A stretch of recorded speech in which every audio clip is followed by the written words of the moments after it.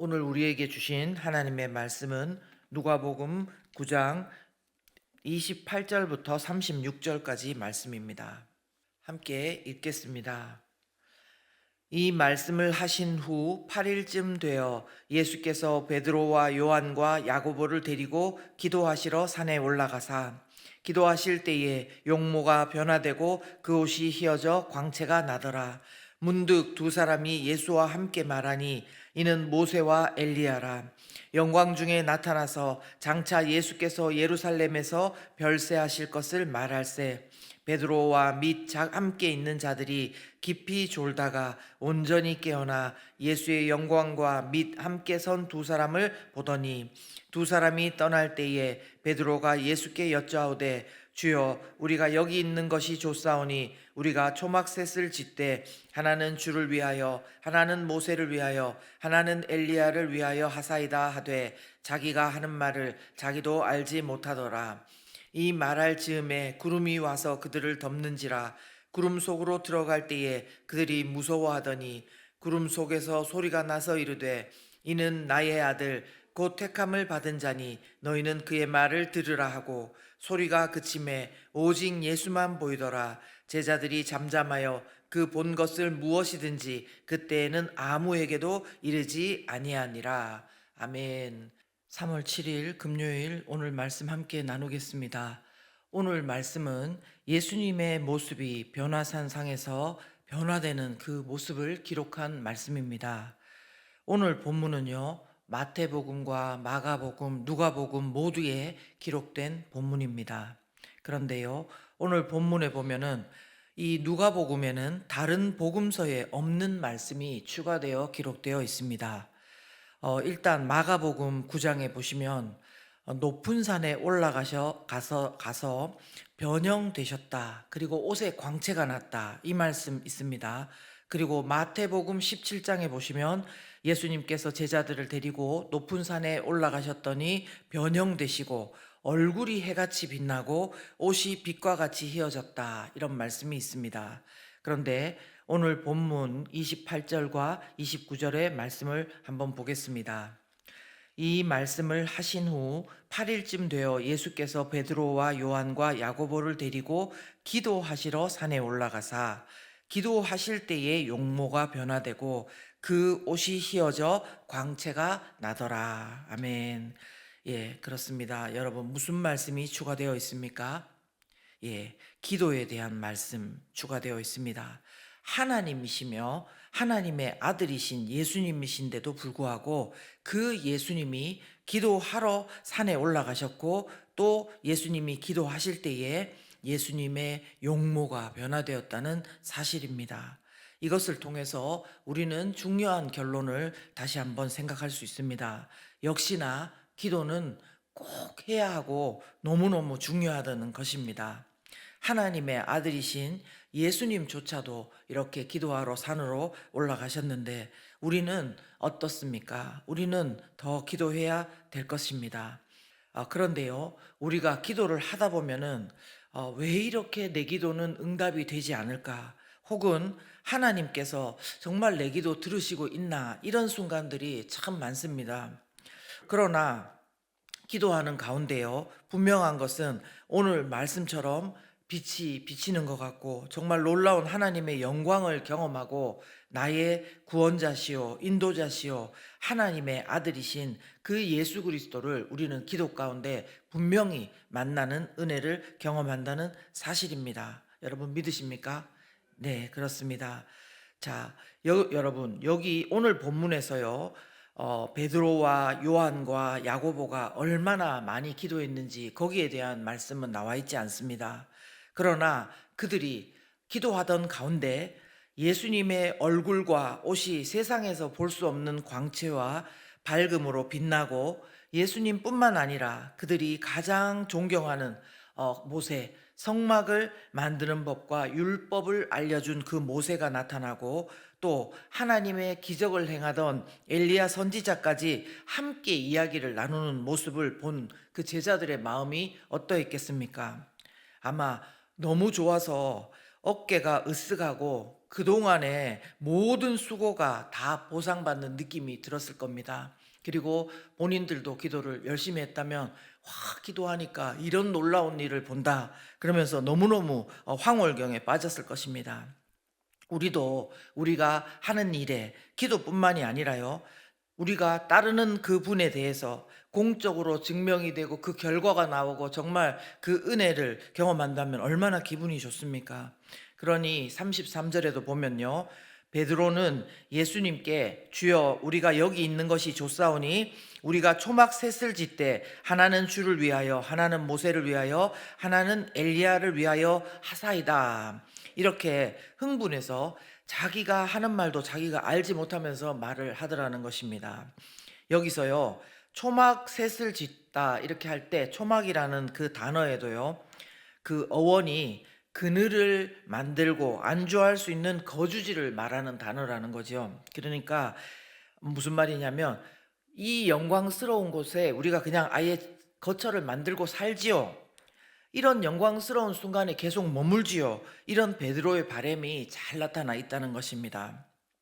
이 말씀을 보면서요, 오늘을 살아가는 우리도 이 말씀이 참 이해가 잘 됩니다.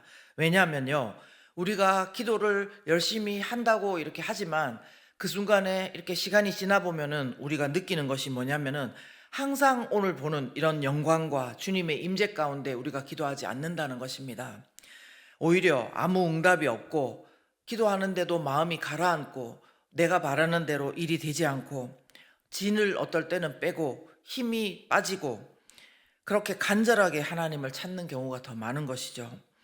그런데 이런 영광스러운 순간이 온다면 여러분, 당연히 이 순간을 더 끌고 싶고 더 그러면서 이야기를 하고 싶은 것이 인지상정일 것입니다. 분명히 너무 기도도 중요하고 기도를 해야 됩니다.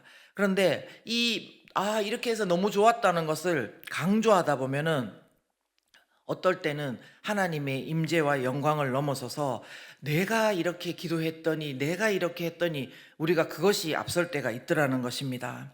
그런데 오늘 본문을 보면요, 우리가 이런 상황에서 이런 영광을 경험하는 순간에 어떻게 살아야 되고 어떻게 기도해야 되는지를 가르쳐 주고 있습니다.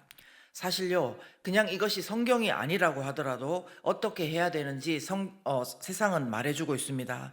여러분, 쉬운 속담 중에 하나로 벼는 익을수록 고개를 숙인다, 이렇게 우리는 알고 있습니다. 그러니까 이렇게 좋은 순간이 있으면 고개를 숙여야지, 남한테 자랑하지 말아야 되지, 이런 말을 아마 믿지 않는 사람도 할 것입니다. 그런데요, 오늘 우리가 다시 기억할 것은 우리 그리스도의 삶은요, 그냥 이런 영광스러운 순간을 너무 자랑하면 안 되지, 겸손해야 되지, 거기서 끝나면 안 된다는 것입니다.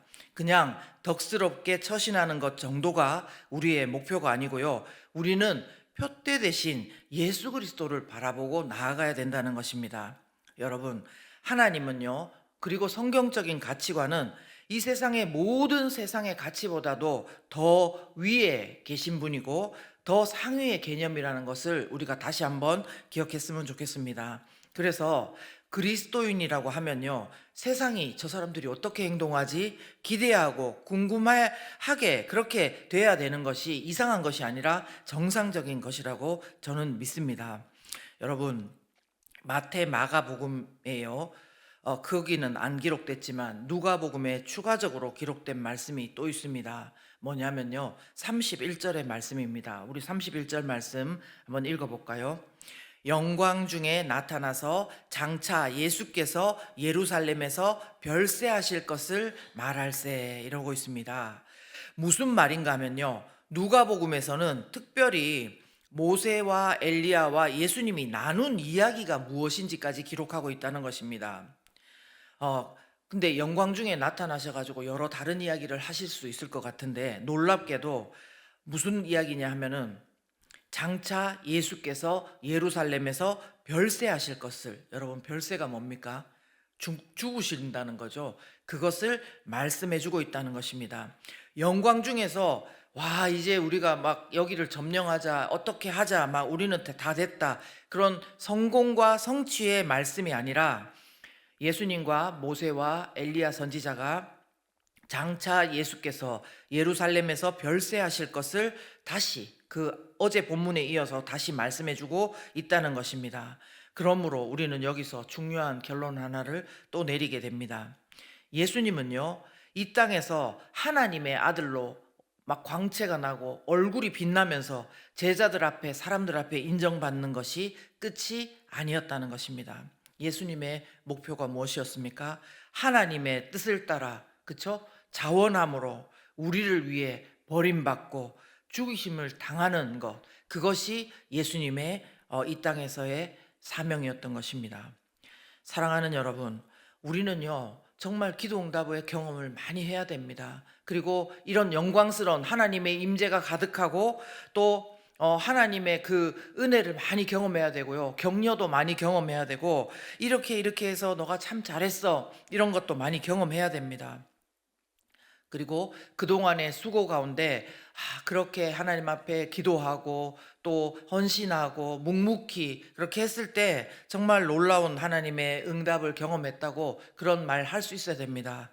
그런데 중요한 것은요, 이 영광의 순간이, 이 기쁨이, 우리의 하나님을 경험하는 이 시간이요, 그냥 여기서 끝나면 안 된다는 것입니다. 그러면요, 세상과 다를 것이 없다는 것입니다.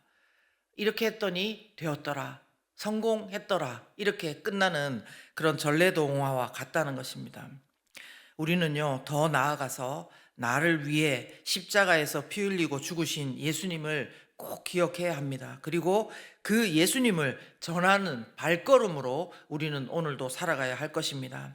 이것이 바로 변화산 상에서 하나님께서 제자들에게 전하고 싶으신 메시지였습니다. 그러므로 우리는 이를 위해 다시 하나님의 음성을 듣고, 그리고 내 말은 멈추는 시간이 필요합니다.